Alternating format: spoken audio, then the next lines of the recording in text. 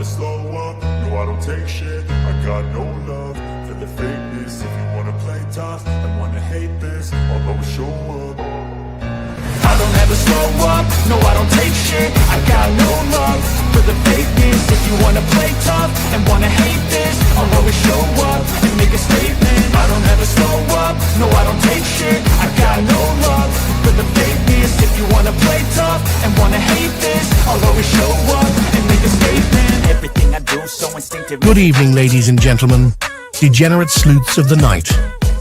We gather to boldly go where others have refused. Welcome to the DT show, you salty mofos.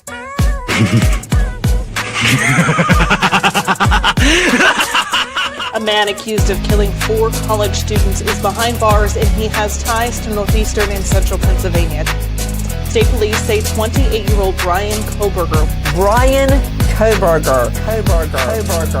was arrested this morning at a home in Chestnut Hill Township. I can't find any case law that would support that idea. That somehow a warrant would be needed for DNA left at a crime scene. We are expected to learn more about the allegations against the girlfriend of a Boston police officer who was found unresponsive in the snow Saturday morning. I-Team sources say Karen Reed was in a relationship with John O'Keefe. She's facing charges including motor vehicle homicide and manslaughter. So, the Commonwealth just provided the court with information that causes me grave concern. The implications of that information may have profound effects on this defense and defense counsel.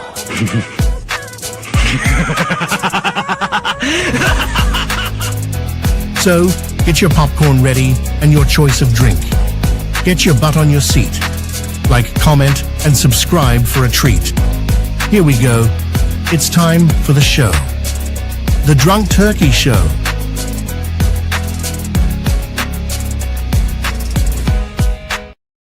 What is up, everybody? Welcome back to the show. I hope everybody has had a pretty good week so far. We talked about the Bryan Kohberger case yesterday. It was an exciting one for most. An exciting pretrial hearing.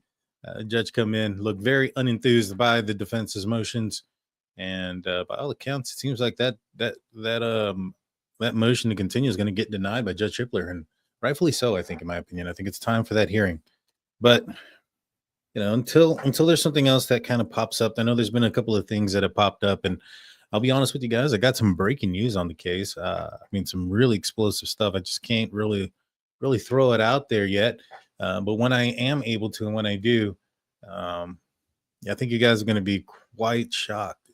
All right. Well, let's get on to today's topic, though, guys. So today I'm going to talk about a case that's pretty much my backyard. It is Brad Simpson, Suzanne Simpson.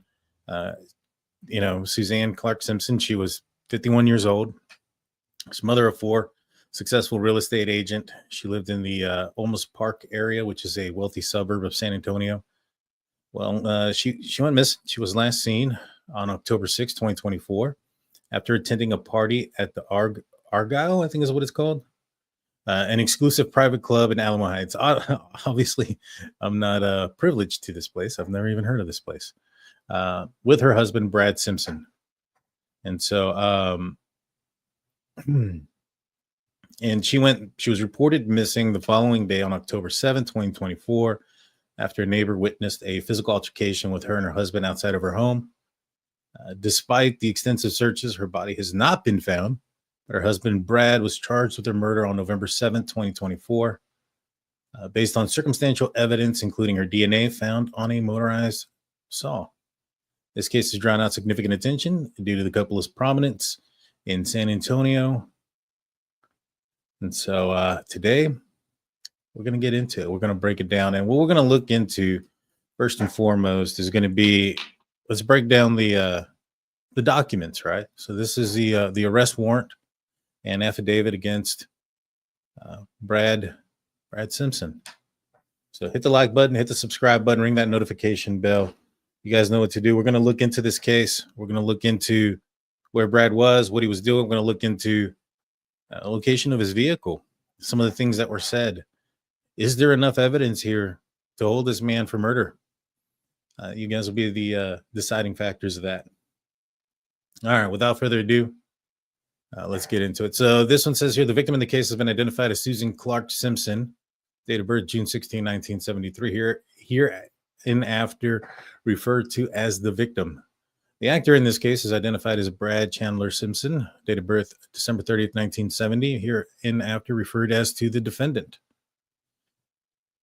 And it is the belief of your affiant. Well, affiant is the person who is writing this document, which I believe is Detective Hector Reese, a peace officer under the laws of the state of Texas, being duly sworn. And the offense of murder, section 19.02. Now, I'm a little bit more familiar with Texas law, so I'll be able to kind of weave in and out on this one a little bit easier than I have been in some of the other cases that we've covered. On 10/7/2024, Olmos Park Police Department was dispatched to, and it has it blocked out, but it says in multiple other locations, for a report of a missing person.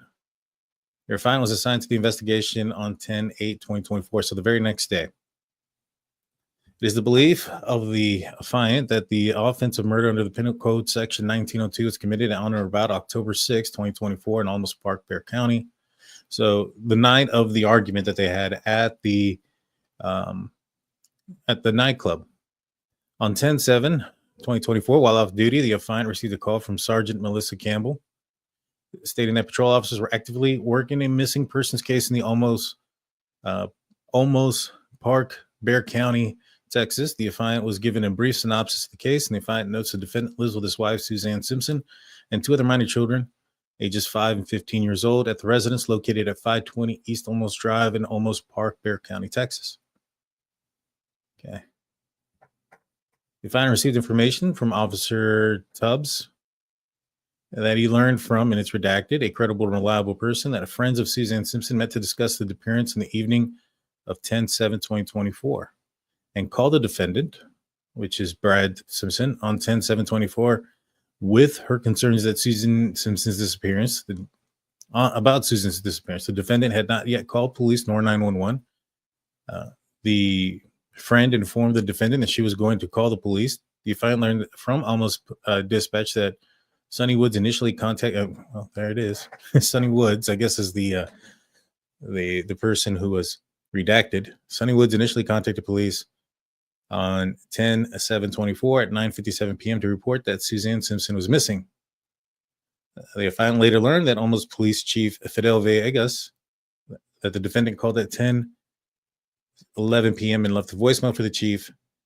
After, I'm assuming Miss Woods reported Suzanne missing, Sergeant Campbell told your affiant that the initial reporting officer stated that upon contacting the defendant at his residence, the defendant reported that he had not heard from his wife, Suzanne Clark, since Sunday, 10/6/2024 at 11 p.m. That's a big clue because he changes his story a little bit throughout this time that he's talking. So what do we have right now? We have an argument between husband and wife, and that nobody has seen the wife since that night at the park or at the party. The husband is claiming that the last time he saw his wife was at 11 p.m. that night as well. I wonder what is the situation surrounding that scenario. I guess we'll find out. So on 10/8/2024, the detective who's writing this spoke to Officer Christopher Maldonado. Maldonado stated that he had been in contact with blank, a friend of Suzanne Simpson's, throughout the night and gathered information for his report. During the investigation, the affiant, or the detective, received information from Officer Tubbs that he had information from Howard Early Childhood Center located at 7800 Broadway, San Antonio, Bexar County. The information is as follows. The school counselor spoke with Officer Tubbs and relayed that 5-year-old child of the missing person, Suzanne Simpson, stated that on Sunday evening, 10/6/2024, her dad, the defendant, had pushed her mother against the wall, hit physically, as in quotations here, her mother on the face, and hurt her mother's elbow inside the residence. According to the child, the defendant also turned off her mother's phone because they were fighting. So you have a child who has witnessed this horrible crime that is starting to happen, right? And she's it's affected her to the point where she is either going to the school counselor and speaking to them, or the teacher is seeing something on the child to the point where she is recommending the child speak to the school counselor, who then get this information out. Either way, it's very sad and unfortunate. The detective, I'm just going to call him the detective. Detective later reviewed body camera footage from the initial reports of Simpson's residence. The detective observed the defendant claim that Suzanne Simpson lost her cell phone while at a local HEB prior to coming home on the evening of 10/6/2024. So the child is saying that the dad took the phone and turned it off because they were fighting, and the defendant is saying no, the phone was lost. On 10/8/2024, approximately 9 a.m., the detective listened to phone call conversation that occurred between Olmos Park Police Chief Fidel Villegas and the defendant. The detective notes that the defendant said that he had seen his wife the morning of Monday, 10/7/2024 at approximately 6:30 a.m. as he was leaving to drop off his kid at school. The defendant stated he peeked into a separate room and observed his wife asleep. So I'm assuming him peeking into a separate room is that he's claiming that him and his wife got into a fight and that they slept in separate rooms that night. This contradicted the statement about seeing his wife when he initially spoke to the patrol officer Maldonado and Davila on the night of 10/7/2024. So he's already kind of changing his story here. He goes, I saw her at 11 o'clock in the night, and now it's no, you know what? I saw her in the morning, and she was asleep in a separate room. On 10/8/2024, the detective spoke with Company F, Texas Ranger Jesse L. Perez. Perez was assisting the investigation. Perez told the detective that he spoke with redacted credible person reliable, stated that she witnessed the defendant and Suzanne Simpson engage in a verbal altercation while at a party at the Argyle, located at 934 Patterson Avenue, Alamo Heights, Bexar County, Texas, on the evening of 10/6/24. The detective also learned from Officer Tubbs that the Simpsons attended the party at the Argyle.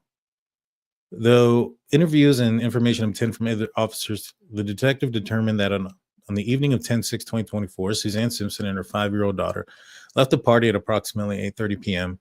at the Argyle and went to the HEB at 300 West Olmos Drive in San Antonio, Texas. Now, this is where the defendant says she lost her phone. They were there from 8:04 to 8:51 p.m., according to video surveillance from HEB. And the detective believes that Suzanne Simpson and her daughter arrived at her residence shortly after. The detective learned from Texas Department of Public Safety Analysis upon reviewing call records for Suzanne Simpson's cellular device. They observed the following on 10/6/2024.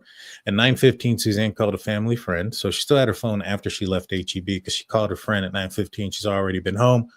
So the fact that he's claiming that she lost her phone there is obviously a lie. She called her family friend, redacted, to say that she was coming over. The detective reviewed surveillance video from Alamo Heights Police Department, which shows Suzanne Simpson's vehicle arriving at redacted's residence at approximately 9:25. At 9:16, Suzanne, so this is while she's en route to her family friends. At 9:16, Suzanne Simpson had called her mother to report that the defendant had just assaulted her, causing her pain to her arm, back, and neck. The duration of the phone call was from 9:16 to 9:24, so it hung up just as she was approximately arriving at the family friend's home. The detective later learned that Suzanne Simpson's cell phone carrier and her device was suspended on 10/6 at approximately 9:16 p.m. at the request of the subscriber. A review of the defendant's phone records indicate that the defendant accessed the AT&T application at the same time Suzanne Simpson's service was suspended. This contradicts the defendant's initial statement about Suzanne losing her phone on 10/6/2024. So now they also have evidence that he suspended it. But I don't think that really contradicts that she lost her phone. I think her phone calls and her having, her on her phone contradicted. But it does kind of weird, right? Because it says here that he basically went on his phone and disconnected the services to her phone at 9:16. But at 9:16, she called her mom and she was on the phone. Maybe she had a different phone. So if she had a different phone when she was calling her mom at 9:16, see, this part that's kind of confusing, right? Because it doesn't specify that she's using somebody else's phone to call. But if she's calling somebody at 9:16 and also at 9:16, he's, terminating the services from the phone, wouldn't that hang up the phone? But no, it goes on for another 8 minutes. maybe there's a time thing there. You know what I mean? By the time that he goes into his phone app, turns it off, by the time it gets out there, that gets back to the phone, maybe 8 minutes has passed. Maybe that's why it hangs up abruptly. I'm assuming abruptly at 9:24. But at this point, if I was Brad, I would say at this point, I haven't, we still got a lot to go through with it. But he could say, well, she said she lost it. I didn't know she didn't lose it, but she told me she lost it. So I turned it off because she lost it. I didn't want somebody else using it or something of that nature. You know what I'm saying? So just kind of stick with me on that one. All right, so let's go. But the officer is indicating that him disconnecting the phone from the service is a contradiction to her losing her phone. So take that. We'll hold that in our minds. On 10/8/24, the detective spoke with Chandler Suzanne Simpson, a credible, reliable person, and that the 20-year-old daughter of the defendant of Suzanne Simpson, she stated that she was reviewing her Apple phone's Find My application that shares time and location data and connected to the device to a members group. She stated the Simpson family included her mother, Suzanne Simpson, and Chandler's siblings use the application and can see each other's phone's location. Chandler stated that the last location of Suzanne Simpson's iPhone listed her application was at the home residence of 520 East Olmos Drive on Sunday, 10/6/2024 at 10:22 p.m. Chandler Simpson showed the detective the screenshot of the Find My application, which documented the location of Suzanne's iPhone last location. So the last place that she was located was, or the last time that her phone recorded anything was at the house. So again, a little bit contradicting to the story that it was lost or stolen or something happened to it at HEB. Ma'am, let me pull this up. This is something that was written by the defendant and the victim's mom. Daughter. This is the 20-year-old. She writes, those who choose to remain silent and choose to blind themselves from domestic violence in our home. My mother tried to leave my father and lost her life. If you stand with my mother and our family, please be present at my dad's hearing on November 13th in San Antonio, Texas. Stand with us in silence for my mother. Justice will be served and my mom will be brought home. Shame on Alamo Heights for not educating the youth and community on domestic violence and sexual assault as women across the world suffer in silence as victims.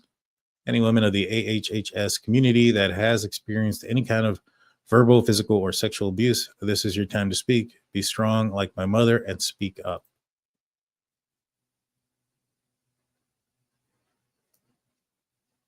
Shame on my community for not speaking about, hold on. On my community for domestic violence within Alamo Heights, women are marginalized marginalized by society and misogyny every day and are told to keep their mouths shut.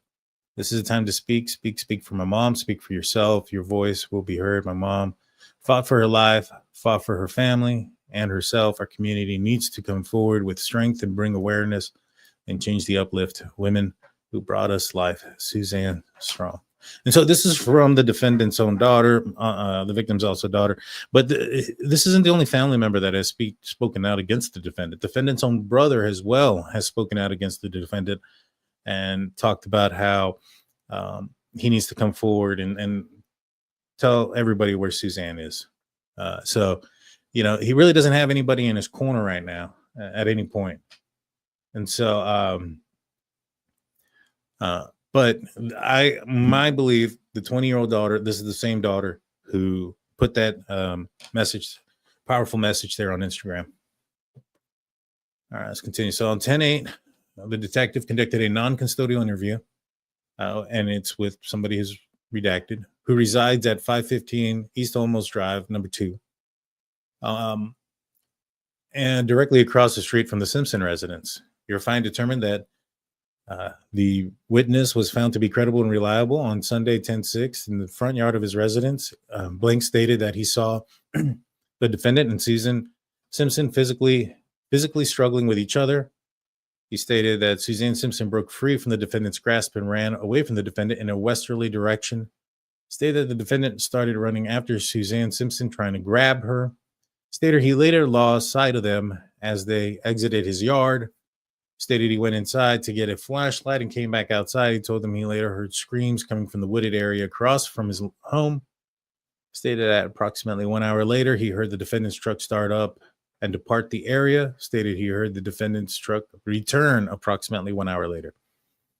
All right, so this is kind of narrowing it down a little bit. So the last time that that her phone pinpointed that she was anywhere was at 10:22 p.m. This is happening at 10 p.m. So that sounds like immediately after this altercation, within 22 minutes, he's turning off her phone.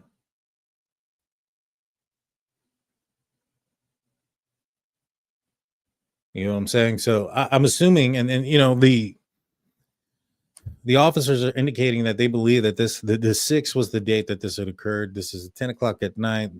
So I'm assuming that they believe that this is the time when this happened. And so he takes off, comes back about an hour. So between 11 and midnight is when he's gone. So it goes on to say the detective learned from Texas Department of Public Safety Criminal Analysis and FBI forensic examiners the following. The defendant initially engaged in a series of on and off cycles to include a complete shutdown of the cellular device, preventing data collection beginning from 10/6/2024 at approximately 11:09 through 10/7/2024.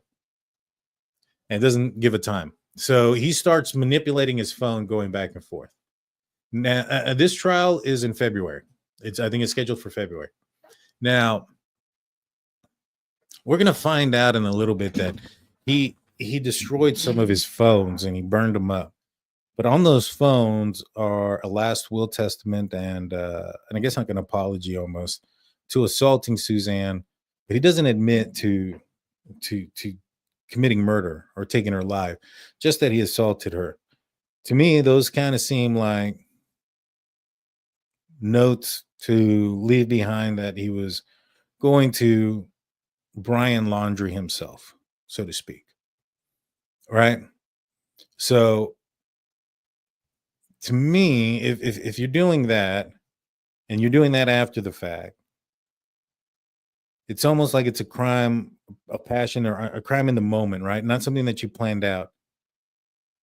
But turning off your phone off and on and doing all this in this moment here, that's shortly after the crime, to think about that, to go from committing a crime, possibly murder, and to automatically start thinking about cycling on and off your phone, kind of speaks a little bit of premeditation, that he may have thought about this in the past, thought about committing a crime and what he would need to do to get away with it. You get what I'm saying? It just kind of screams out to me that. That's what I'm feeling from here. You guys let me know in the comment section. Is that what you guys are kind of sensing as well? That for him to cycle his phone off and on that early is a sign that he had some sort of pre-thought about this, pre-planning, so to speak? I think so. FBI forensic examiner advised the detective that the defendant shut down his phone in a manner rarely seen, referred to as a lockdown mode. Like, how do you know about it? Did he do any searches of like how to do these things? Like, how did he know about that? FBI forensic examiners define lockdown as a shutdown of a cell phone done by a person who wants to avoid detection. Sounds like it was premeditated. Yeah, that's where I'm thinking too, guys. That's where I'm like kind of leaning to. Let me put on the comments here on the screen.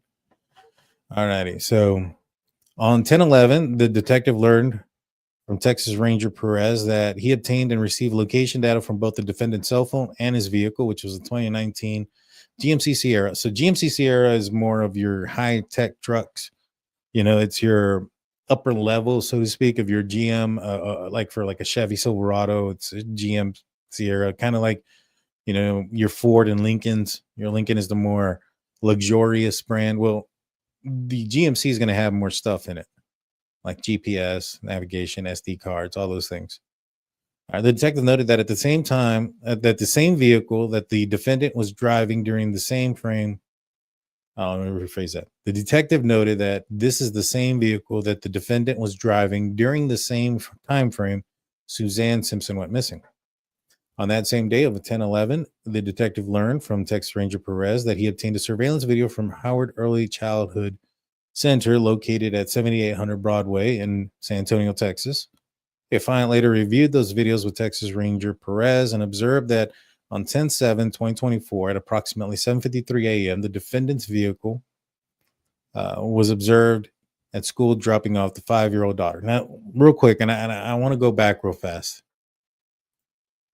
I don't want to restart. Okay, so let's go back. Let's go back. All right, let's go back to these screams. Here's my problem with the screams. So here's Simpson's residence. Here is the witness house who heard the screams. He says that he had seen Brad Simpson chase down or chase after his wife going in a westerly direction. So westerly would be going, let me change this real quick. Going to the left side of the screen, going this way. That's west.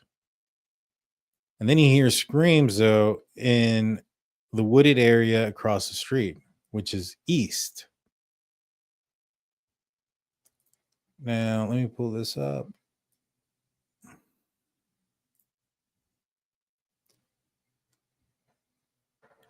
So I had seen a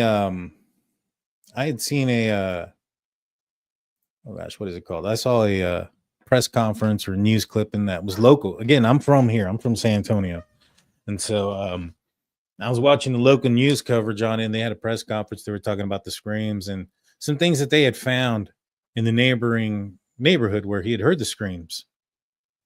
Unfortunately, the evidence of interest uncovered near the Simpsons family home turned out to be unrelated to the case after forensic analysis.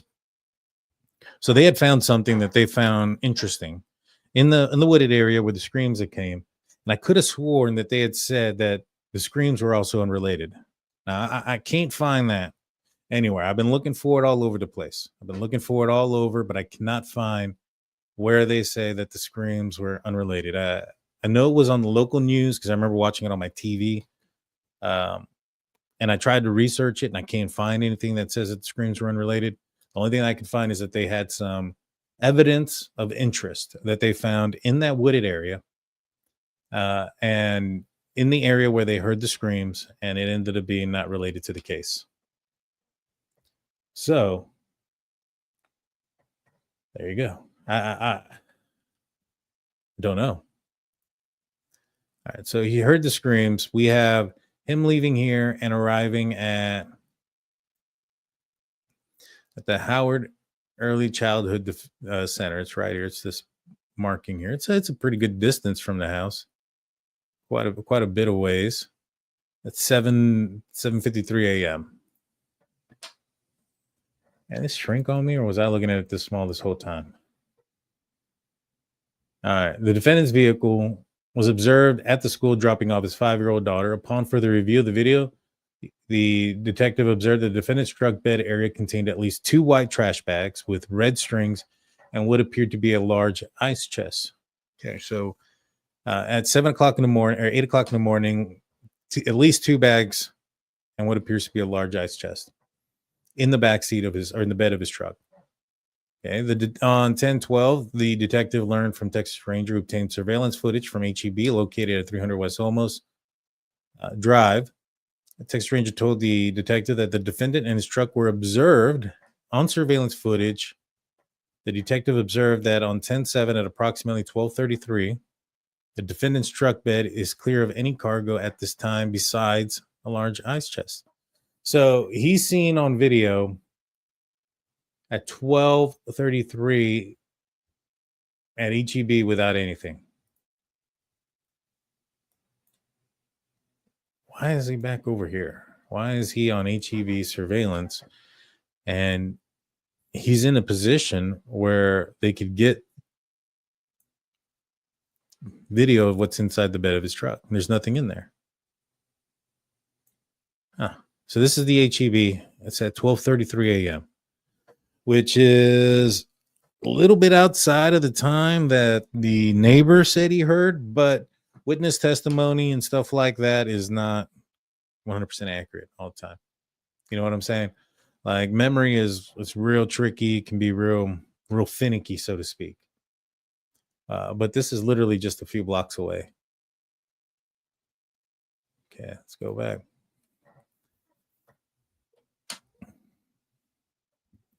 The only thing that's in his bed or truck bed is just the large ice chest. So from 12:33 a.m. midnight, basically just a little bit after midnight, to 7:53 a.m., he has at least two trash bags in the bed of his vehicle. All right. On 10/14/24, the detective learned that on 10/7 at approximately 9:12 a.m., the defendant's vehicle was seen in a drive-through camera at Whataburger, located at 621 West Bandera Road in Bernie, Kendall County, Texas. All right. They also learned via financial records the defendant purchased food at this location via his debit card. Upon reviewing the video, the detective observed that the following items in the defendant's truck bed: there was 3 white trash bags. I mean, there could have always been 3, but he may have only been able to see 2 in the last one, but now there are at least 3. A large gray heavy-duty trash can and an ice chest. So now there's a trash can that has been added to at least one trash can and possibly another trash bag added to his collection of things in there. A large bulky item wrapped and secured in a blue tarp with a silver in color metal wood rack placed on top of the blue tarp in a manner to conceal and weigh down the tarp, or weigh the tarp down. On further observation of the blue tarp, the detective believes that there is an unknown object concealed within the blue tarp due to its shape and size. It is being secured by a strap rope. In your detective's training and experience in past investigations, the detective is aware that criminals will commonly conceal, transport, or disguise their victims in a manner described in the above, supposedly avoid detection by law enforcement. So he believes that the item or whatever is being concealed in the blue tarp is Suzanne.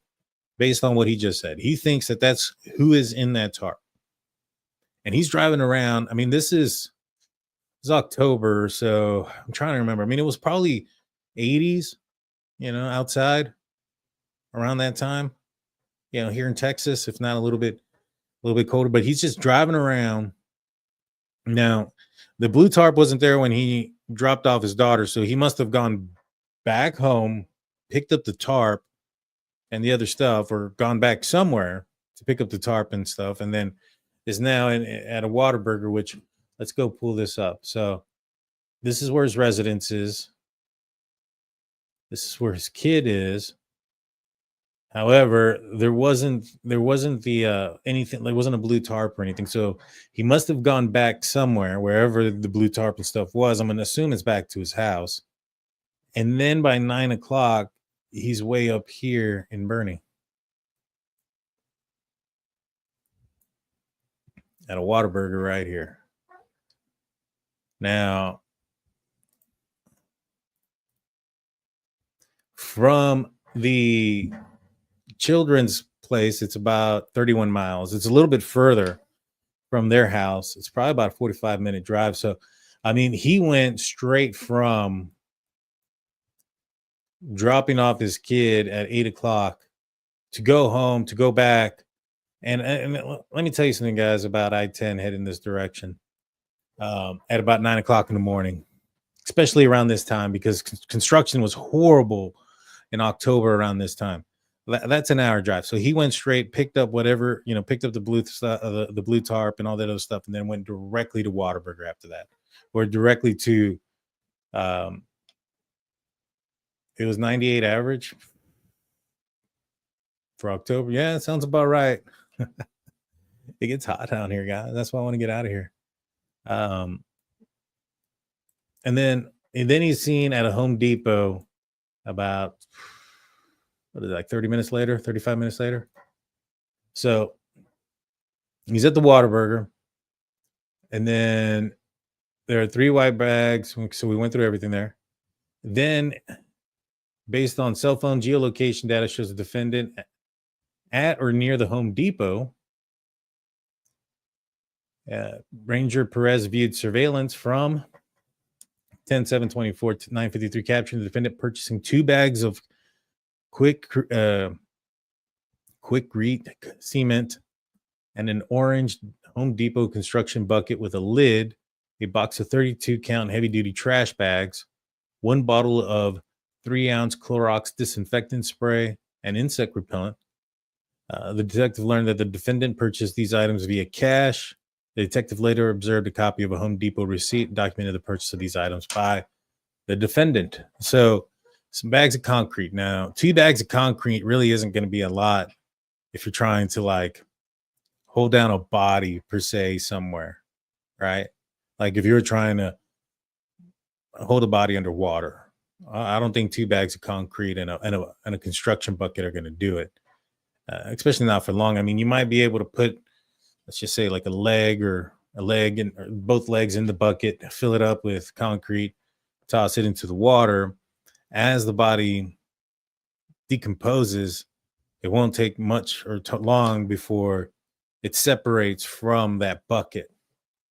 And water wasn't really high in these areas. They're still low. We just had some massive rain, so a lot of it's gone up, but they weren't high then. The bug insect repellent is interesting too. So he's going somewhere he's familiar with. That's what that tells me.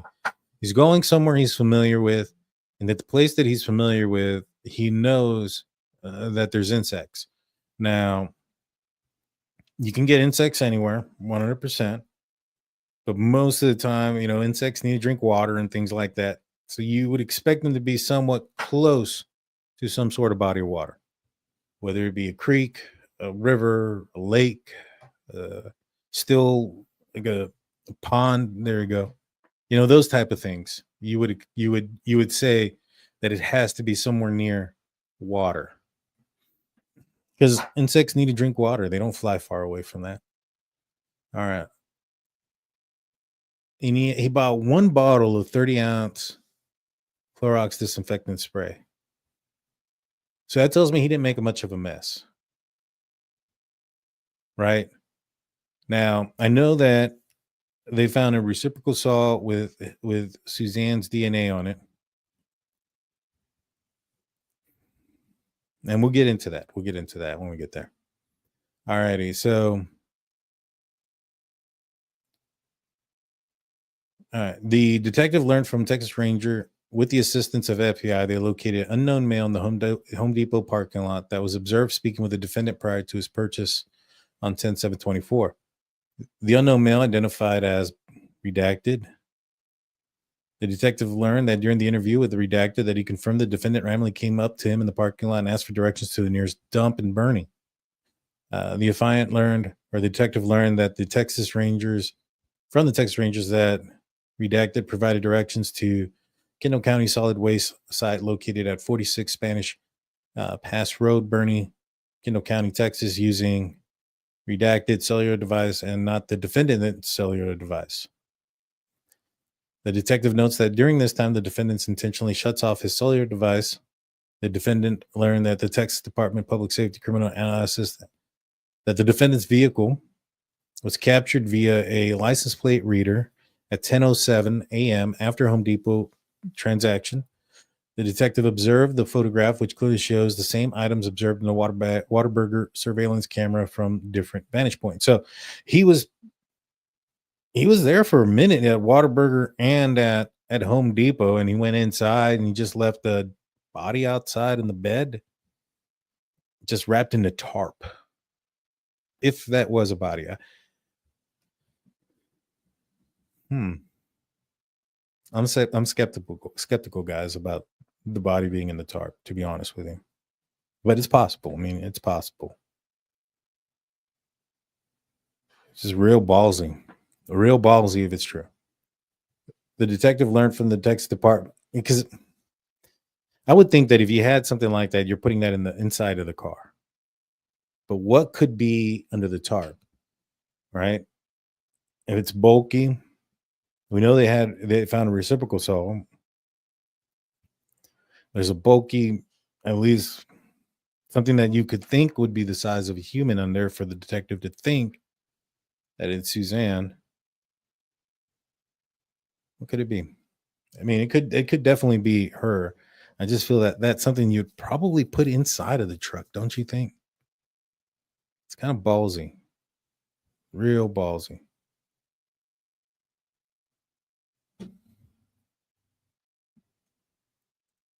The detective learned from Texas Department of Public Safety criminal analysis the vehicle data shown to the defendant's vehicle obtained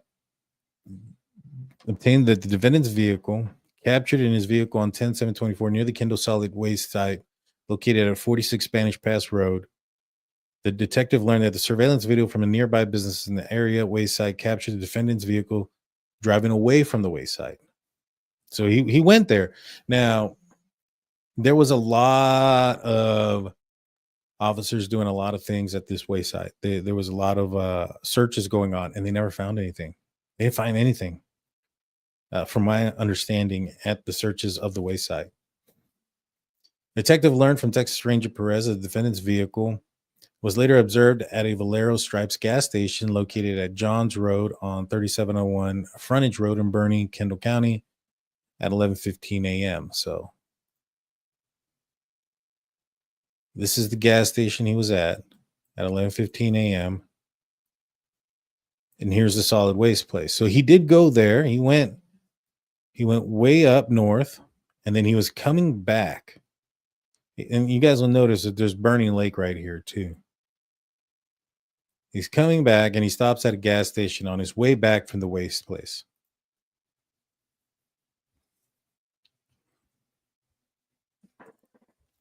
The detective notes the defendant arrived at the gas station after departing the waste site. The detective observed a surveillance video of the defendant utilizing his debit card to purchase gasoline for his truck. The defendant purchased 2 1-gallon jugs of water via cash transaction. The detective notes that upon further review of the surveillance video, white trash bags are now missing from the defendant's truck bed, but the blue tarp, wood rack, and trash can are still present. What about the ice chest? What happened to the ice chest? The detective notes that upon further review of the surveillance footage, the defendant changed footwear from black and colored men's sandals into dark colored cowboy-styled boots. So I think we can all say that if he was in sandals up until this point, or up until the point where he left Home Depot, he probably hadn't disposed of the body yet. Right? He's changed now. Now, does that mean he's already done that? Not necessarily. I mean, he could have gone to the dump, disposed of some things. What it was, I don't think they ever found. That's the crazy thing, because I mean, how common also are these white trash bags with red straps? It's gonna be kind of hard to determine. You know what I'm saying? Be very hard to determine. The detective learned. The detective learned from Texas Ranger that the video canvassing team located surveillance cameras showing the defendant's vehicle headed westbound from Bernie into Bandera on 10/7/24. The detective notes that the blue tarp with the fire rack on the top remain in the defendant's truck bed. The detective learned that from Texas Rangers upon further review of the defendant's vehicle, location data captured the defendant traveling westbound through Bandera County into Medina Bandera County. The detective notes that the defendant intentionally entered an on and off cycle on his cellular device while traveling towards Medina. So he turned off his phone on his way there. So he, like I said, he was familiar. To me, he was familiar with where he was going to dump the body. He turned off his phone before he got there. Now, listen to this. So the defendant learned from Texas Ranger Perez that he was told by Company F Texas Ranger Daniel McMillan that he was able to obtain surveillance footage which showed the defendant's vehicle Medina County on 10/7/2024. The detective learned that the Texas Ranger that he advised by Texas Ranger McClellan that the defendant's vehicle remained in Medina County for approximately 13 minutes prior to heading eastbound back into Kendall County. So it was a very quick thing. 13 minutes he was in there in Medina County prior to heading back. Detective learned from Texas Department of Public Safety analysis that the defendant's vehicle was captured on a license plate reader at 1:41 p.m. entering Bernie, Kendall County, the Texas area, Texas area from Bandera County, Texas.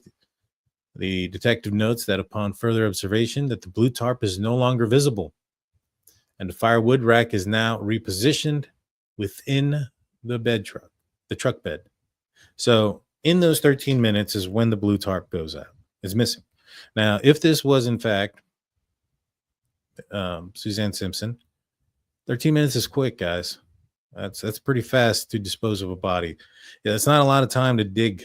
You know what I'm saying? So unless he went out there before and dug something, right? He dug something, and which again leads to premeditation, because I doubt he went out there in the middle of the night, between 1 and 12. He's on camera at 12:30 at the HEB, so he wasn't there that night, right? Is it possible that he pre-planned something? He prepared something? You know what I'm saying? Is he a hunter? He could be. I don't know. Hunters know their areas. It very well could be. He could be a hunter. But to me, all this screams is that he's been to this area before. He knew where he was going.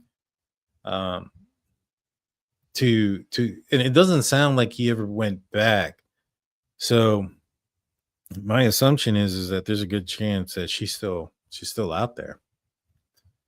I think I'm going to try to get out there to some of these areas and see if we can just find some things. You know what I'm saying? Just kind of look around. All righty. The detective learned from Texas Ranger upon further review of surveillance footage at the Howard Early Childhood Center. The defendant was observed picking up his daughter at approximately 3:27. The defendant's vehicle truck bed was clear of the blue tarp and metal firewood rack. The defendant's truck bed had the ice chest and a large gray heavy-duty trash can, which are both visible at this time. They weren't there earlier, though, in some of the other camera. Remember, I asked, where's the trash can and the ice chest? So, maybe, I don't know. I don't know where they went. Maybe they just weren't visible because some of the things were in the way. I don't know. I just don't know. Hey, Sirius, thank you so much. I appreciate that. She loves the way I break down the case, make it easy to understand. Thank you. So, the detective learned from Texas Rangers and Texas Public Safety Criminal Investigation Division agents that the defendant was a member of the Bubble Bath Car Wash. The detective learned from Texas Rangers that at approximately 4:07, the defendant and his vehicle are observed on surveillance camera at the Bubble Wash Car Wash located at 7102 San Pedro Avenue, washing and cleaning the driver front side and rear left passenger side of the passenger compartment. Detective later reviewed photographs of the defendant's vehicle and contents taken by Texas Ranger Kevin Wright. Detective noted that dried cement splashes were later located in the rear passenger compartment of the vehicle. To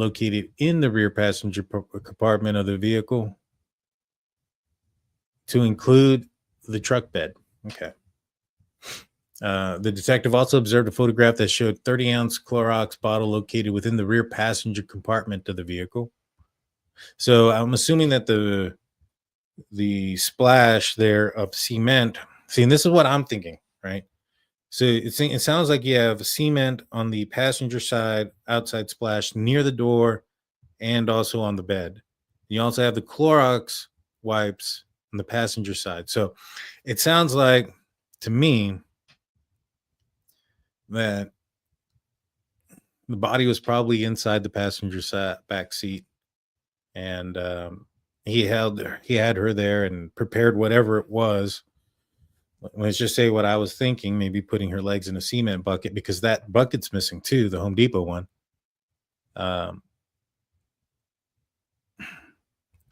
Man, I just find it odd that nobody's found her if that ended up being the case, because the body would have decomposed, animals and things like that.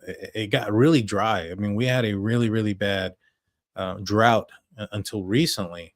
And so I don't know.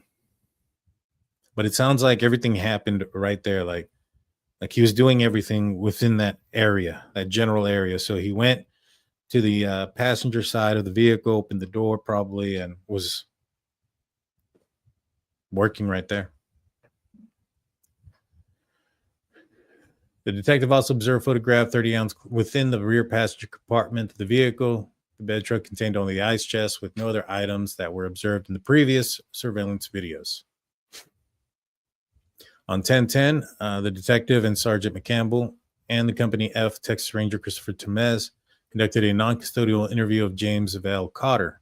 Now, Cotter is a friend of Simpson, Brad Simpson, at his residence located, and it's redacted.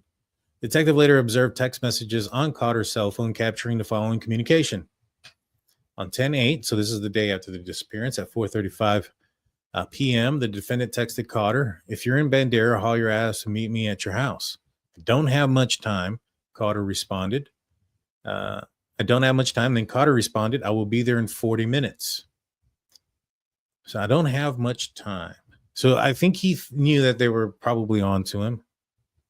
All right. And that they were going to be searching him and looking for things because at this point, the wife has been reported missing as of the evening, the night before. "I will be there in 40 minutes, responded Cotter to the defendant. The defendant responded, "Okay, make sure you leave all that shish into the pump house, especially the gun." So he's talking about a gun here. Now, the gun that was found and Cotter ended up going to jail was a AK-47. Now, some people are going to say, "Hey, did he shoot her? Was there a shot?" I don't know. I mean, the witnesses in the area that clearly were awake, that heard the screams and heard things, didn't sound like they heard gunshots. I don't know.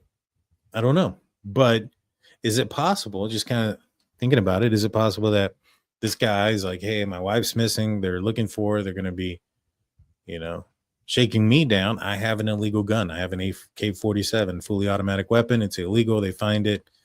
I can get in some trouble." So he calls his friend to hide it. Think Ron Logan in the Delphi case where he contacted somebody for an alibi before the bodies were found. And that sparked a big investigation into him because they thought that he had something to do with the murders. Come to find out, he was lying because he had been drinking at that time and it was a violation of his parole, which he ended up doing time for. And so, could somebody explain that? Could somebody say, could a defense attorney say that that's what was going on here? You get what I'm saying? Let's see. Oh, what's going on, Doctor? Dang, Dr. Vono, be safe, please. The detective later observed text messages. All right. On 10/8/2024 at 8:31 p.m., Cotter texted the defendant the following text: "Get over here. I won't tell anyone." So what do you think he's not going to tell him? He's not going to tell anybody where he's at, that he came by, or he's not going to tell anyone what he did. What does that mean? What does it mean? I won't tell anyone. This was followed by the following text from Cotter: "You're my brother." These texts were sent prior to the defendant's arrest on 10/9/2024. And so Cotter's been arrested too for, assisting him and what's the freaking thing? It's tampering with evidence. On the night of 10/8/2024, Texas Rangers obtained a arrest warrant for the defendant for the offenses of assault, family violence. Now, here's what they did, right? So what law enforcement ended up doing is they arrested him for the assault, family violence for what the neighbor had seen. And they held him on that on a $2 million bond on the assault, family violence, which boy's lawyer said that was an outrageous bond for a misdemeanor, because it is a misdemeanor, family violence causing bodily injury, because at this point they didn't have anything to say that her life was taken, and what they could charge him with to hold him so that way he doesn't go and destroy evidence or does something stupid to himself or any of those things, is to charge him with something to hold him on there. Now, what they did that was kind of iffy was they held him on this, and they charged him a huge bond, and they held him there, and it took him a while for law enforcement to charge Brad Simpson with murder. I think like a month or so, maybe even a little bit longer. Now, the defense argued that the reason they were doing that is because once they charge him with the murder, that's when some of his rights start, such as speedy trial.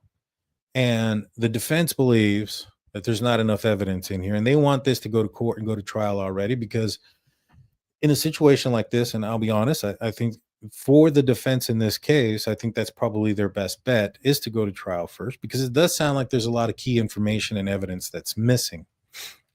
And by prolonging trial would give the prosecution and law enforcement an opportunity to make a stronger case, to find evidence, potentially even find the body.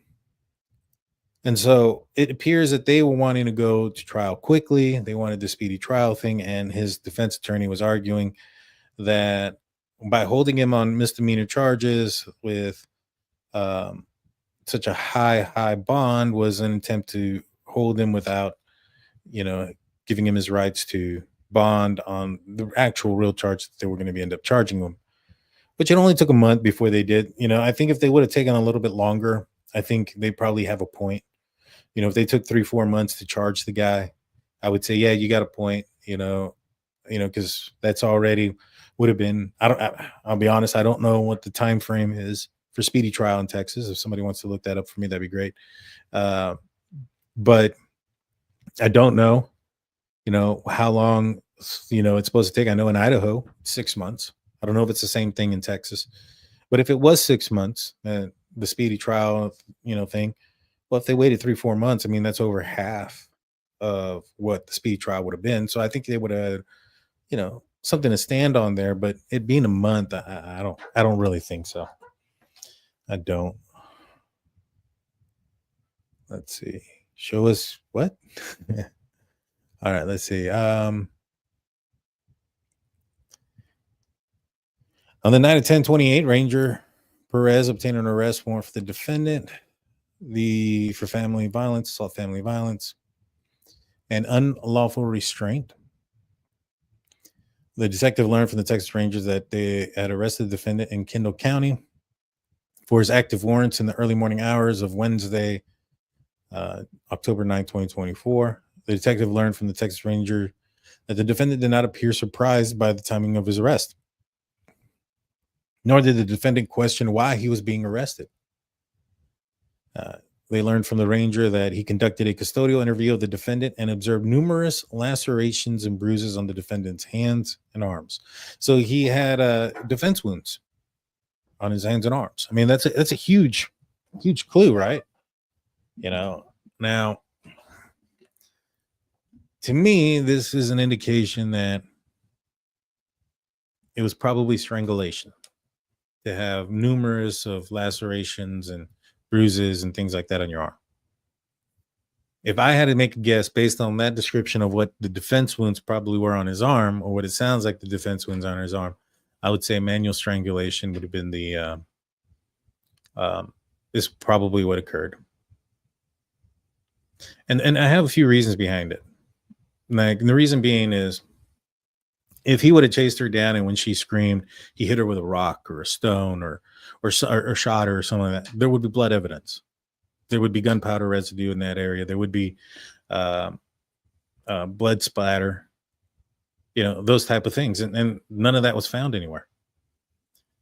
And so, if somebody's stabbing somebody, there's not much of a fight there, depending on where you're getting hit.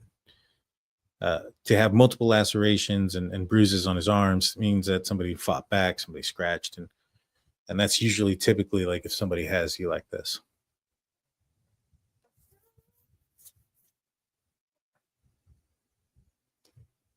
And so, just kind of what I'm picking up here. Let's see. The defendant had numerous lacerations and bruises on the defendant's hands and arms. See, like that. That's when you have like people scratching. Like if you're choking, you'll have people scratching and of the arms and your hands. That's what it sounds like to me. A detective learned from the Texas Ranger that the defendant again claimed to him that Suzanne Simpson lost her phone at HEB. And the detective learned from the Texas Ranger that the defendant appeared to be unconcerned about his wife being missing and showed little to no emotion. The detective learned from the Texas Ranger that the defendant invoked his right to counsel after being questioned about the physical altercation that occurred between the defendant and Suzanne on 10/6/24. On 10/9, the Texas Rangers and Olmos Park police executed a search warrant at the defendant's known residence located at 520 East Olmos Drive. The detective and the Company F Texas Ranger Kevin Wright observed an indentation located at the wall at the bottom of the stairway at the residence. The detective and the sergeant spoke with Chelsea Dean Simpson, the daughter of the defendant, and Suzanne Simpson. The detective learned from Chelsea Simpson that the damage on the wall was recent and not previously there when she visited the home. Now, remember the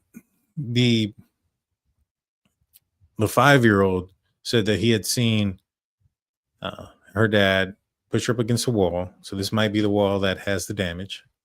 But this kind of says like at the bottom, which, Simpson damage on the wall was recent. Let me read it one more time. There was an indentation located on the wall at the bottom of the stairway. So it just says at the bottom of the stairway. So could he have pushed her down the stairs?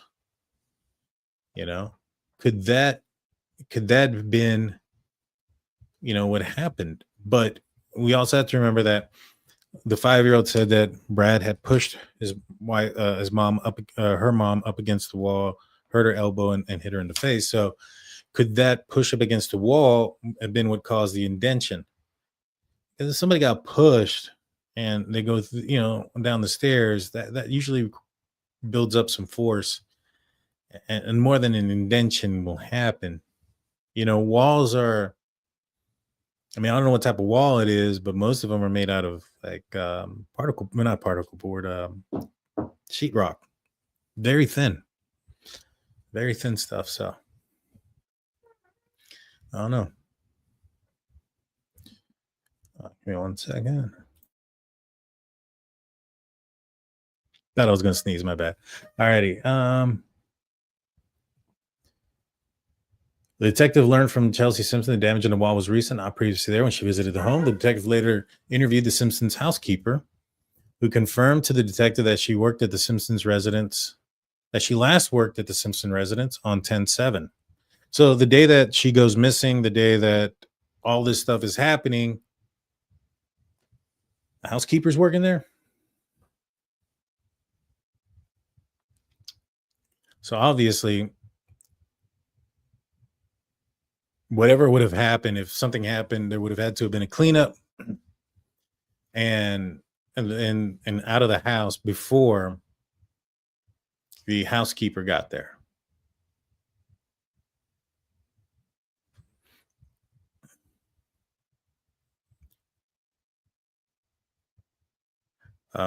Detective, she last worked at Simpson's residence on 10/7. The detective asked to identify the type of trash bags the Simpsons would utilize. She described the bags as white in color with red handles. The detective learned from the Olmos Park Public Works Division that Simpson utilized trash service through the city, and their normal pickup days is Monday, or on Mondays. Later that afternoon, Texas Rangers executed a search warrant on the defendant's property. The detective learned from Texas Rangers that they had located a ground level burn site with a burnt laptop and multiple cellular devices. The detective noted that on 10/8/2024, the Bandera County Sheriff's deputy had contacted the defendant at the property while he was standing by the active fire. So they went out there while he was burning his stuff, and they just, hey, what you doing? And they didn't have anything. There's nothing saying you can't burn your own stuff. Detective later learned from Texas Department of Public Safety Criminal Analysis that 3 cell phones were recovered from the burn pit, identified as belonging to the defendant. The detective's training and experience has taught him that criminals often engage in the destruction of evidence in an effort to impair or hinder criminal investigation. So this is where they kind of got him for like tampering with evidence too. But correct me if I'm wrong. At that point, what evidence he had that he committed a crime. I mean, let me rephrase this. At that point, when is it when does it become destruction of evidence, and when is it you're destroying your own property? Because it would be one thing if it was Suzanne's phone, right? It'd be one thing if it was somebody else's phone, but it was his own phones that he was destroying, which I get why he was doing it. He was trying to hide his GPS location. He was turning off his phone off and on, trying to avoid his location. So obviously that's why he's doing it. But can you charge him with it? Is the question. You know what I'm saying? So that's the part that's weird. All right. Later that afternoon, executed a warrant on the property. All right, that's where we're at. Okay, so it says 3 cell phones recovered, identified belonging to the defendant. The detective's training experience taught him that criminals often engage in hiding evidence this way. Detective obtained a search warrant for call detail records for the defendant's cellular device and Suzanne Simpson's cellular service, and a search warrant for the defendant's cell phone in his possession at the time of the arrest. Texas Rangers later executed these search warrants pursuant to the search of the defendant's cell phone.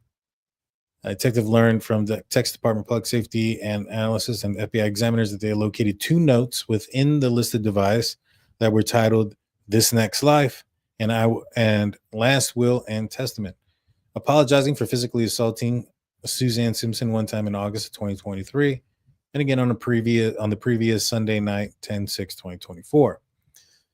Detective learned that the defendant created these notes on 10/8/2024, which was after the alleged assault of Suzanne Simpson on 10/6 and prior to his arrest by Texas Rangers.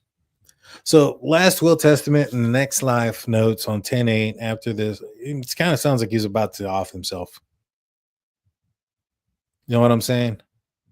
Sounds like he was about to off himself.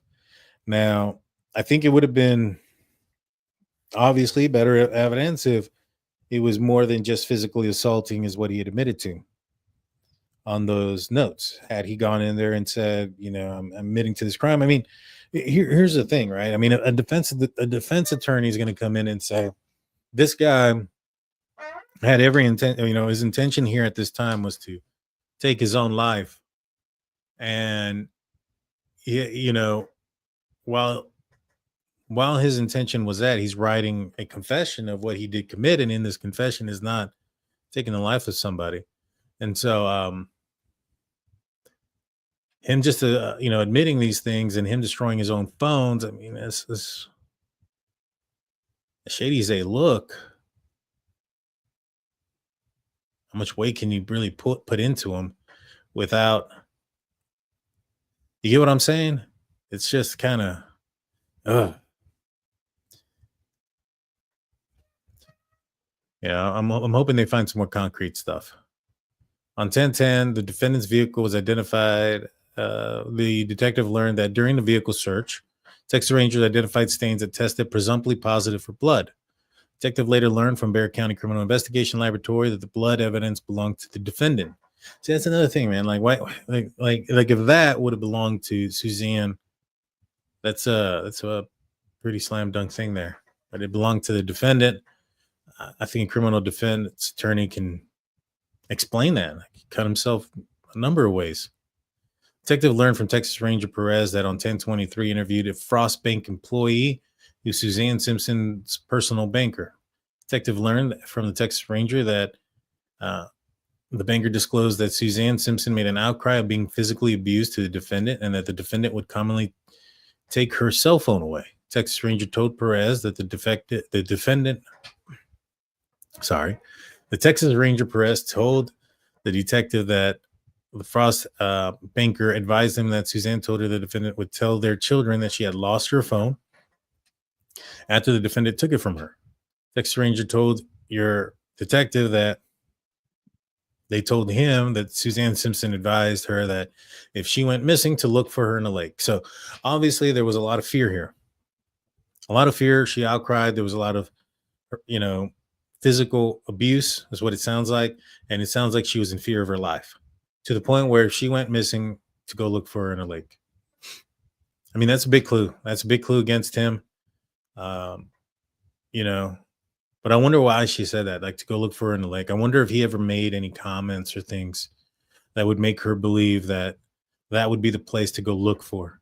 You know what I'm saying?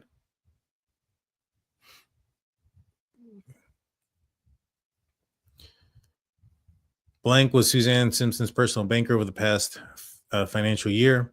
You see, she only knew her for like a year, apparently, according to what I read here. I mean, that's kind of something weird to say to your banker, too. You know what I'm saying?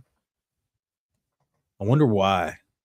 Detective notes that the Texas Ranger Perez told him that this conversation took place around August of 2024. So this was a few months before the actual murders took place. The actual murder took place. Detective reviewed cell phone data from the defendant's cell phone, which captured text message and communication of a female identified as blank. Detective observed text messages that the defendant sent on September 17, 2023, so well over a year before the murder. The redacted told the detective observed the following information. I still feel bad about tonight. I never should have grabbed her phone and drove off, but she was so protective of it. My dumbass didn't know the passcode, so got locked out and had to bring it back. I really have no interest in looking through her phone or anybody else's. These devices are the devil. The devil. And so what he's doing here is he's trying to minimize what he did. He's trying to throw blame on other people and throw blame on the phone itself, that was the reason why I was making him act this way. Like he's taking like really no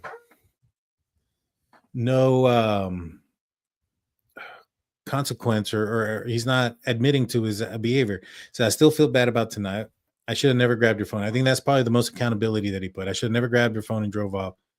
But then he goes, but she was so protective of it. So she's blaming her protection of her phone for being the reason why he grabbed and drove off. Because he insults himself. And the reason why he is insulting himself is so that he can seem vulnerable to the person that he's texting. So he goes, my dumbass didn't know her passcode. So I got locked out, had to bring it back. Goes on to say, I really have no interest in looking at her or through anybody else's phone, which is another thing about minimizing of what he did or why he did it. I mean, at the end of the day, you took somebody's phone and drove off. You had every intention of looking at it and going through it. So this is bull crap. You know what I'm saying?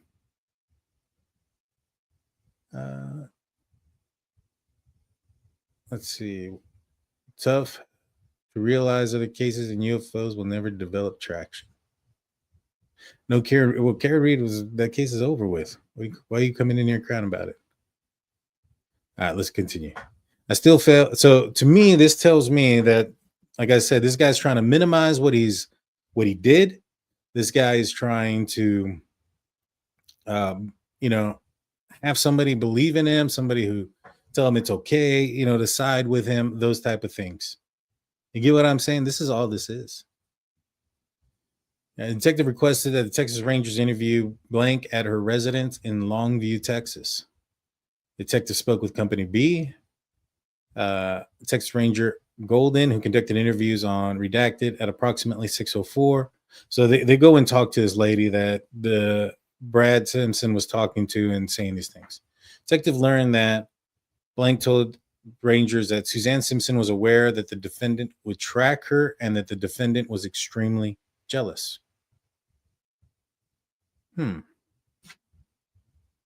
know what I mean?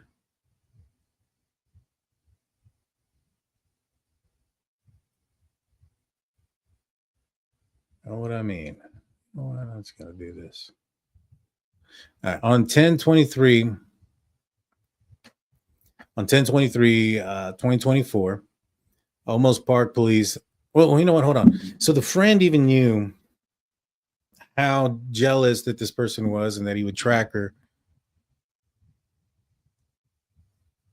And Simpson was aware of it too.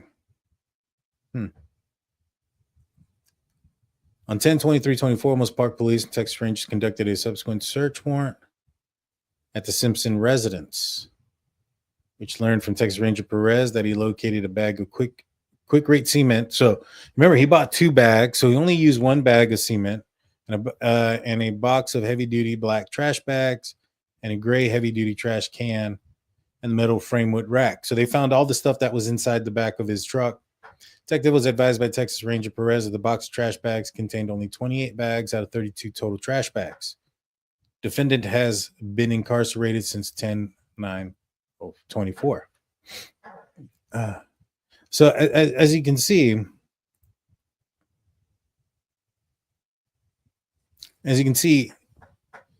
he only used one bag of concrete. So that tells me, if I had to take a guess, guys, and this is just me taking a guess, he put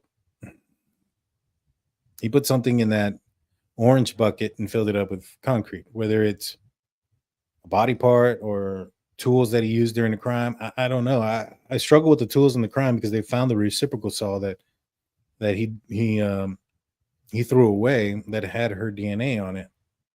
And so I don't know. And he was missing 4 total trash bags. Huh. Interesting. There are no signs of Suzanne Simpson being alive since the defendant's physically assaulted her on 10/6/24.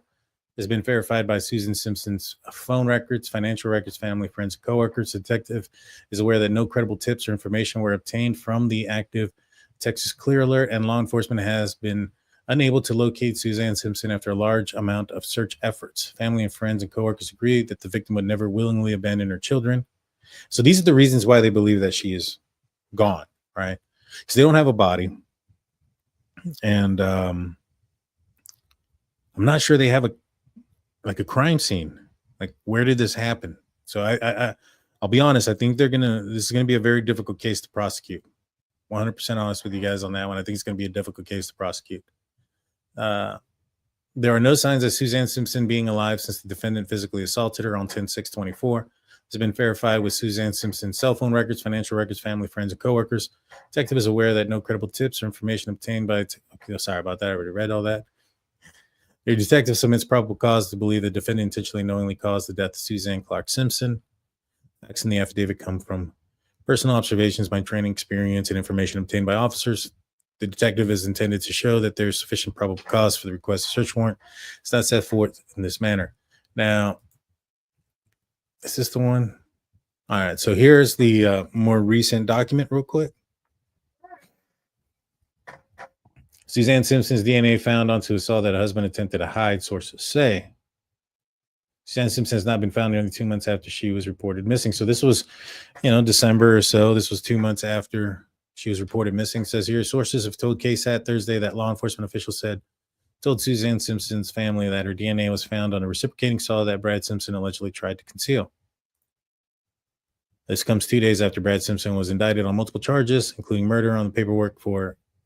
In the paperwork on the indictments, investigators mentioned that the first time that Brad Simpson allegedly attempted to hide a reciprocating saw, which is one of these guys, like a little sawzall.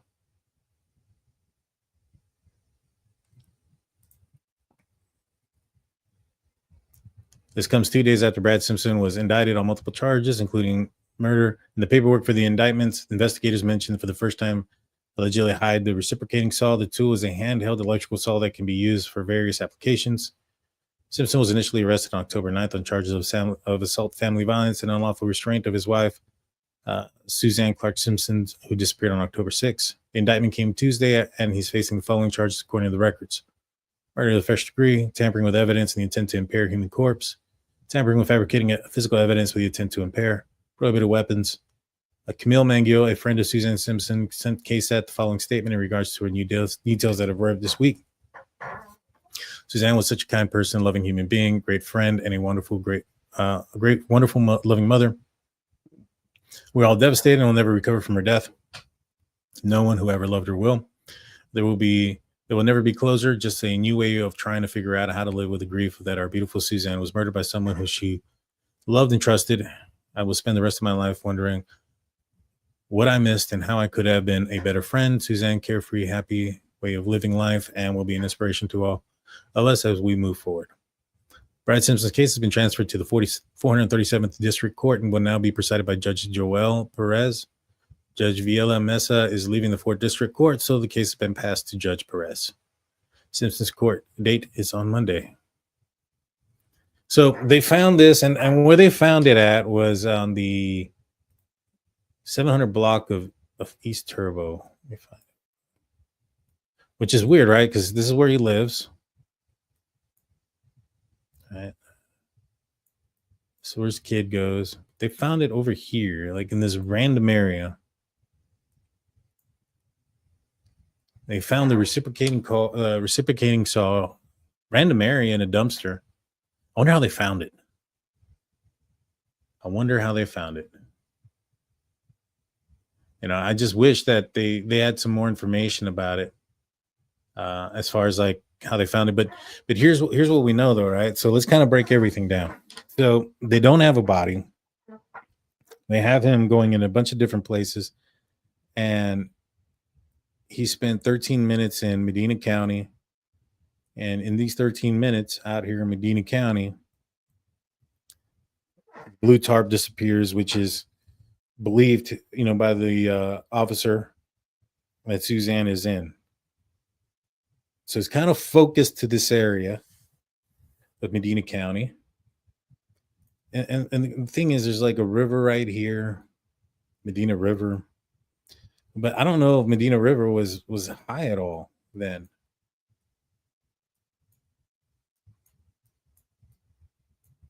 And this area here, I mean, you have some trees here, some trees there.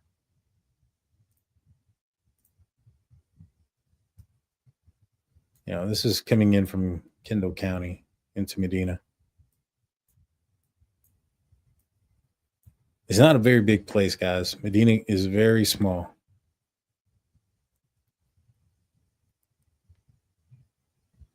So, I mean, he was only in there for 13 minutes. You have his locations. Oh, this should be that hard to find. I mean, it's a big area, obviously.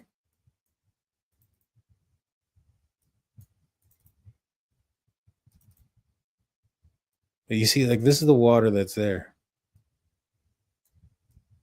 This is the water for Medina River. It's not a lot of water, man. So I wonder if he went out there and like dug up something. But they want to charge him with murder. What proof do they have that she's gone? Like my thing is, like, there's no crime scene. There's no body. You have a reciprocating saw, but do you have evidence of a large amount of blood in the bathtub, in a pool, something like that, where you can say, all right, this is where dismemberment may have happened, if that's what they're trying to elude with the reciprocating saw, is that there was a dismemberment. You know, I think this might be a hard case to try if you don't know what he did, how she died. You know, was she strangled? Was she shot? Was she stabbed? You know, what was the cause of death? Where did this happen?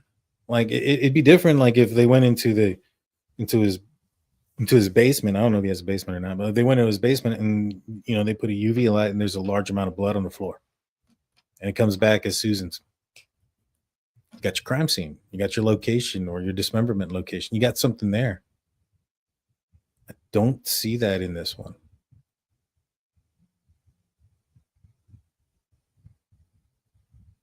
Yeah. Yeah, this river is not the same as it used to be. It's more like a canal or whatever, but that's Medina River right there where it crosses.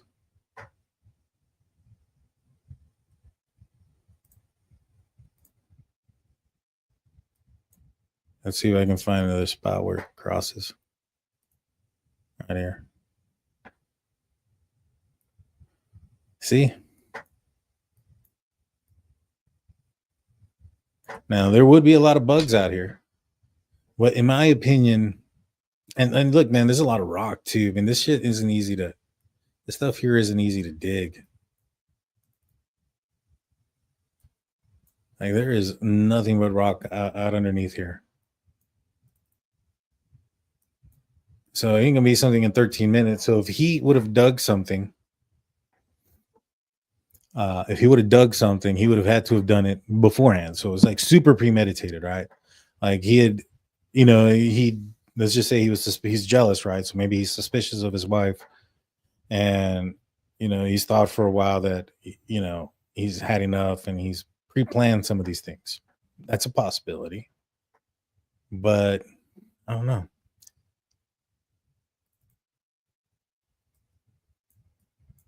This is what cave? These are all houses.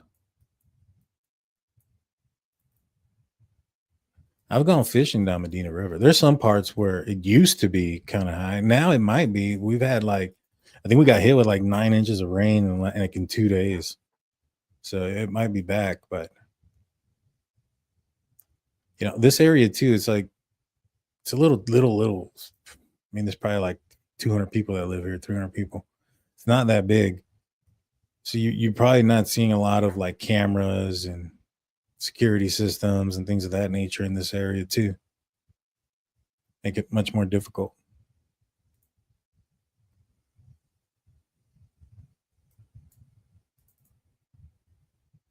All right, it's a little bit nicer. But I mean, you can see the bottom of the ground here. I mean, it's really shallow. Me and Jaime used to go. We've taken our kayaks down Medina River. You know what? I have my kayaks. Maybe me and Jaime can go out there to Medina River and just kind of go down the river with the kayaks.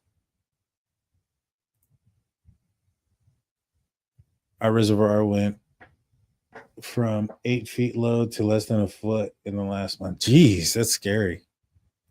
Sorry about that happening. And so, I mean,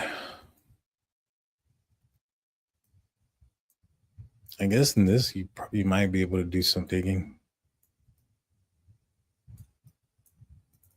But again, I mean, 13 minutes there, it's not a long time. That's not even a long time for concrete to settle. You know what I mean? Because, I mean, think about it. If he's putting something in concrete and then throwing it in the water immediately like that, that could spell some trouble, don't you think? Like, it's not really settled. It's not been set in. It's gonna mush around, ain't it? Let me know what you guys think in the comment section. What do you guys think about this case? The next thing that comes up, I believe, let me pull that up real quick. What is the next thing? Oh, that's not it.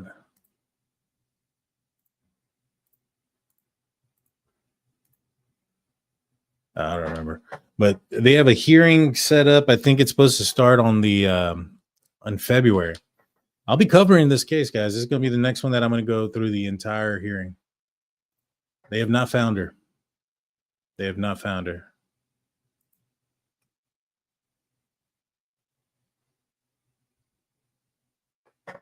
And so, yeah, I don't know, man. Don't know. What do you guys think? Do you guys? I think there's some problems with this case. I'm not gonna lie to you guys. I think there's some problems.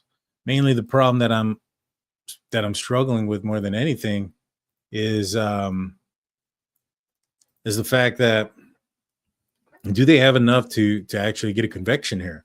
I'm kind of nervous.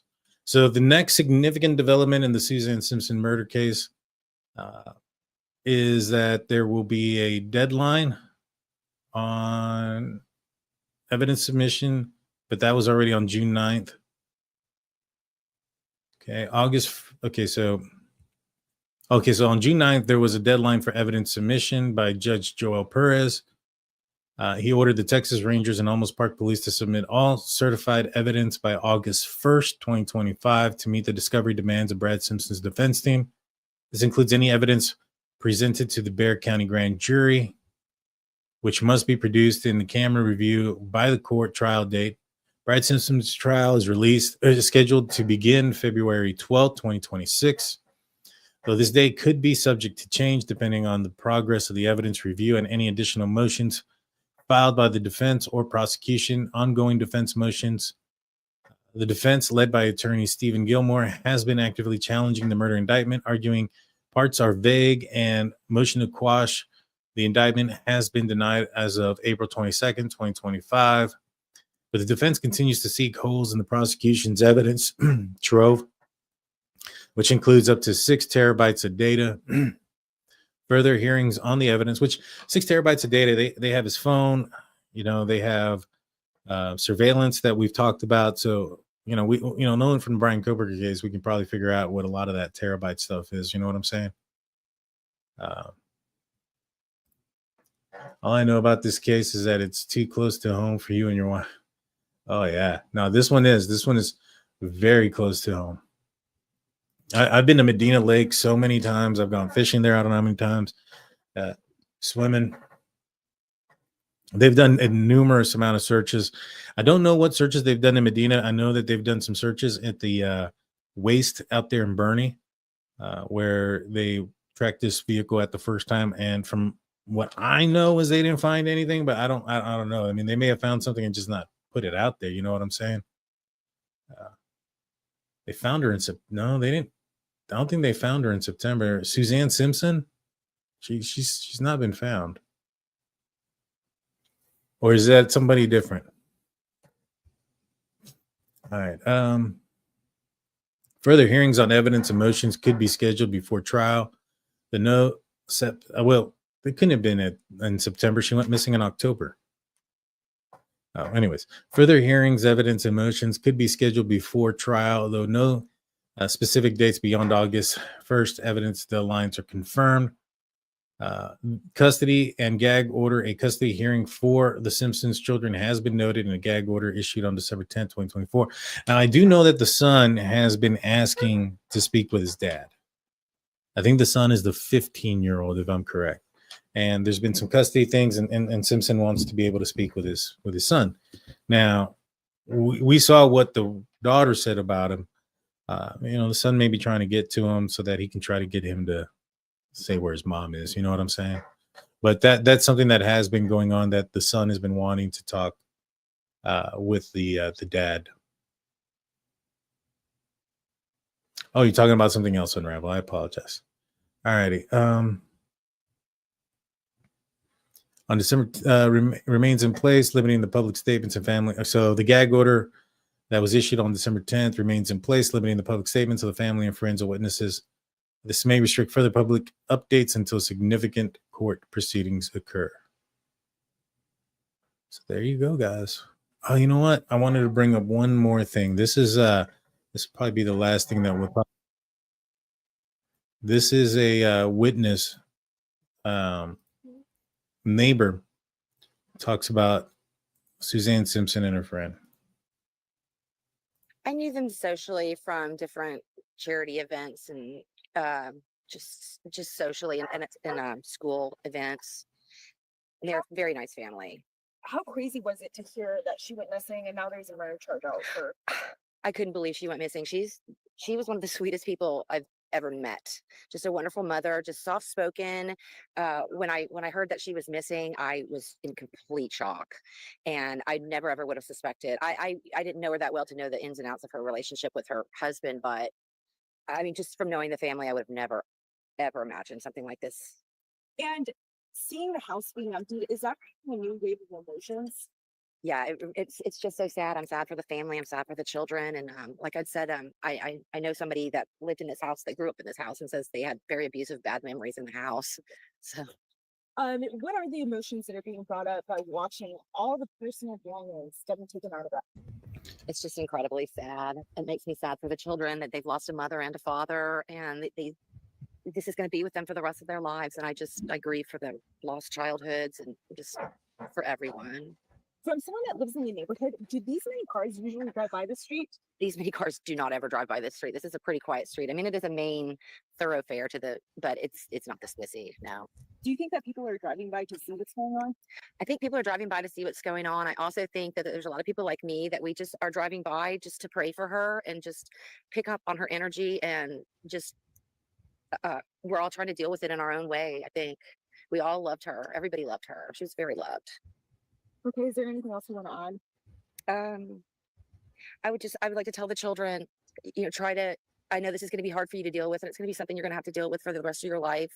Be strong for your mother. Yeah. Says she knew somebody in the home and grew up in the home, and they said it was very violent and abusive.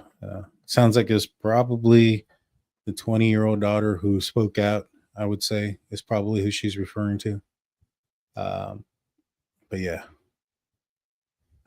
Crazy stuff, guys. Crazy stuff. Well, we're going to stick on to this one. We're going to be talking about this case.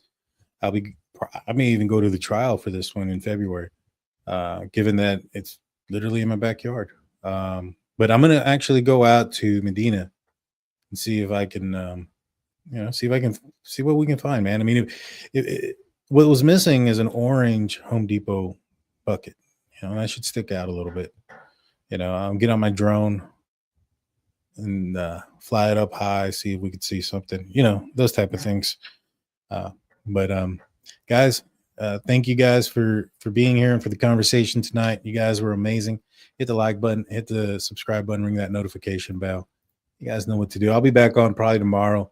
There's some stuff on the Bryan Kohberger case that I want to talk about, but you can wait till then. Until next time, peace out. But it's too late now. I remember you and me, and how careless we could be. All day and all night, we'd stay up, it felt so right. We were so young, we were so dumb. We would get drunk and then hook up. We were okay, we were alright, staying awake till the sunrise. We were in love, couldn't stop us, like a good drug, never enough. We hook up in my car, driving so far, play your guitar, you'd show me your art, let down our guards, think with our hearts, stare at the stars, we were never apart, drinking too young, way too much fun, out in the sun, hoping when it's gone, took you to prom, dance to our song, dance all night long till the lights come on.